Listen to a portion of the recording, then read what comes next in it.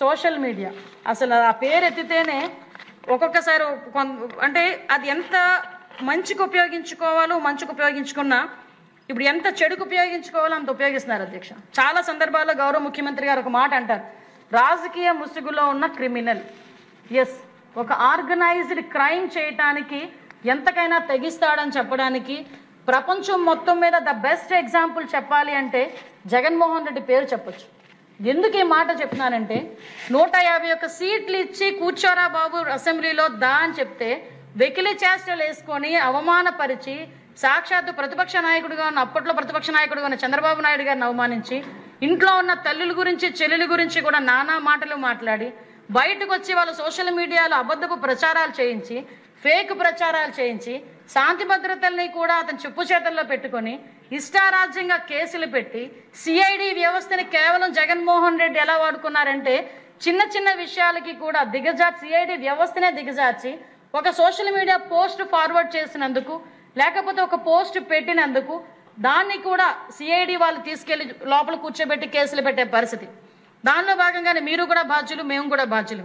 ఈరోజు అందులో కూడా చూసుకుంటే అధ్యక్ష, అలాంటి పరిస్థితి నుంచి ఈరోజు తిరిగి మనం ఎన్డీఏ కూటమి వచ్చిన తర్వాత దీన్ని ప్రక్షాళన చేయాలని మనం చూస్తూ ఉంటే రాష్ట్ర అభివృద్ధి పదంలోకి ముందుకు పరిగెట్టాలి అని గౌరవ ముఖ్యమంత్రి గారు పరుగులు పెడతా ఉంటే, ఉప ముఖ్యమంత్రి గారు పరుగులు పెడతా ఉంటే, ఒక పక్క నుంచి పరిశ్రమలు ఎన్ని రావాలి, ఒక పక్క నుంచి ఎన్ని పెట్టుబడులు రావాలి అని 24 గంటలు మనం ప్రయత్నం చేస్తూ ఉంటే, సంక్షేమం అందించాలని ప్రయత్నం చేస్తూ ఉంటే ఈ రాజకీయ ముసుగులో ఉన్న క్రిమినల్ అధ్యక్ష, ఆ క్రిమినాలిటీ ఎక్కడ కూడా బయటకి పడుతున్నట్టుగా కనిపిస్తూ వెనకాతల ఒక వ్యవస్థని, ఒక క్రిమినల్ వ్యవస్థను తయారు చేసి మన మీద వదిలే పరిస్థితి అధ్యక్ష. డిజిటల్ బుక్ ఇప్పుడు లాంచ్ చేస్తా ఉన్నాం మీ అందరి సమక్షంలో.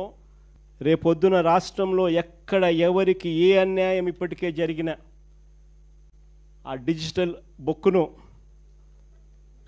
వీళ్ళు దీన్ని ఉపయోగించుకొని 2 రకాలుగా ఈ డిజిటల్ బుక్ పనిచేస్తుంది. /digitalbook/vySRCP.com లోకి వెళ్ళి ఎంటర్ అయ్యి మీ ఫోన్ నెంబర్ను టైప్ చేయగానే ఓటీపీ వస్తుంది. దాన్ని ఎంటర్ చేయగానే లొకేషను, కెమెరా, పర్మిషన్ అడుగుతుంది. అది మీరు ఇవ్వగానే మొదట మీకు జరిగిన అన్యాయం గురించి వివరాలు అడుగుతుంది, మీరు నమోదు చేయాలి. ఆ తర్వాత మీ దగ్గర ఏమైనా ఈ అన్యాయానికి సంబంధించిన ఫోటోగ్రాఫ్స్, ఆధారాలు, ఇంకా ఏదైనా అప్లోడ్ చేసే కార్యక్రమాలు కూడా చేయాలి. ఆ తర్వాత అది ఆటోమేటిక్లీ ఆ డిజిటల్ బుక్లో స్టోర్ అయిపోతుంది. ఇది ఒక రకమైన పద్ధతి. రెండో పద్ధతి IVRS విధానం కూడా ఉంది. అంటే ఒక టెలిఫోన్ నెంబర్ 04049171718. ఈ ఫోన్ నెంబర్కు మీరు ఫోన్ చేస్తే వైఎస్ఆర్సిపి అన్యాయానికి గురైన కార్యకర్తల కోసం డిజిటల్ బుక్లో ఫిర్యాదు చేయొచ్చు. ఫోన్ చేసిన వెంటనే బీప్ సౌండ్ వస్తుంది. వెంటనే ఫిర్యాదు చేయాలనుకున్న వాళ్ళు తమకు జరిగిన అన్యాయము, తాము ఏ నియోజకవర్గం నుంచి చేస్తున్నారో చెప్పాలి. ఆ తర్వాత ఎవరి మీద కంప్లైంట్ చేస్తున్నారో, జరిగిన అన్యాయం ఏమిటో, ఆ వివరాలు ఏమిటో కూడా చెప్పాలి. అలా చెప్పిన వెంటనే ఆ నెంబర్కు కాల్ చేయగానే దశల వారీగా ఏం చేయాలనో గైడెన్స్ ఇస్తూ కంప్లీట్ చేస్తుంది ప్రాసెస్ను. ఇది అన్యాయానికి గురైన ప్రతి కార్యకర్తకు ఇది ఒక శ్రీరామ రక్ష. నేను ఈరోజు చెప్తా ఉన్నా, ఆ ప్రతి డేటా కూడా ఆ డిజిటల్ డైరీలో నమోదై ఉంటుంది. రేపు పొద్దున మనం అధికారంలోకి వచ్చిన తర్వాత ఈ డిజిటల్ డైరీలో నమోదు చేసిన ఈ కేసులను మీద ప్రత్యేకమైన బృందాలను పెడతాం. అన్యాయం చేసిన వాళ్ళను రిటైర్ అయిపోయి ఉన్నా కూడా, రాష్ట్రంలో వాళ్ళు లేకపోయినా కూడా, సప్త సముద్రాల అవతలున్న అందరినీ పిలిపిస్తాం.